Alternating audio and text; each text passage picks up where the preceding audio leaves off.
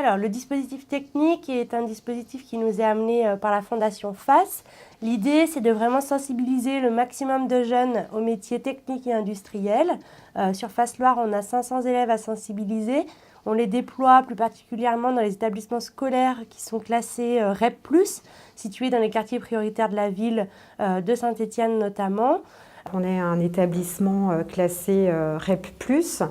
On essaie de leur faire prendre conscience que l'orientation, c'est important et que c'est quelque chose qui se prépare quand même et qui se prévoit aussi à l'avance. Lors des séances techniques, on a différentes séances, des séances industrie où là on vient avec des professionnels d'entreprise qui sont pour la plupart signataires de la charte entreprise et quartier.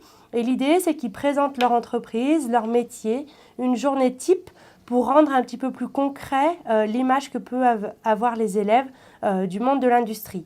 Cette action spécifique qui est en fait de faire mieux connaître la technicité des métiers, à la fois les métiers vraiment très techniques, métiers de la métallurgie par exemple, et puis des métiers qui sont des métiers de service comme les nôtres, dans la grande distribution, et montrer un peu la diversité des métiers, puis comment on arrive en fait à pouvoir faire ces métiers et puis évoluer dans les entreprises.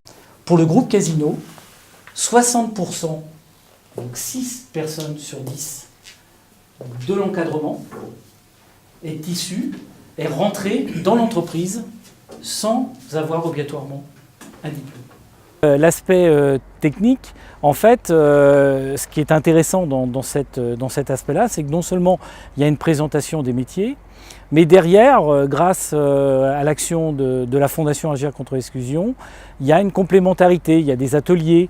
On va plus loin que simplement faire une présentation des métiers et on a un dialogue direct avec les jeunes et ça, c'est extrêmement intéressant pour nous. Nous devons relever le défi d'une industrie agroalimentaire capable de fournir une alimentation saine, de qualité et respectueuse de l'environnement. Après avoir eu la présentation de certains professionnels, les élèves réfléchissent à un projet du futur. Qu'allons-nous manger en 2050 ? En groupe, ils réfléchissent à un projet ou à un objet révolutionnaire et grâce à du matériel de récupération, ils fabriquent un objet très concret.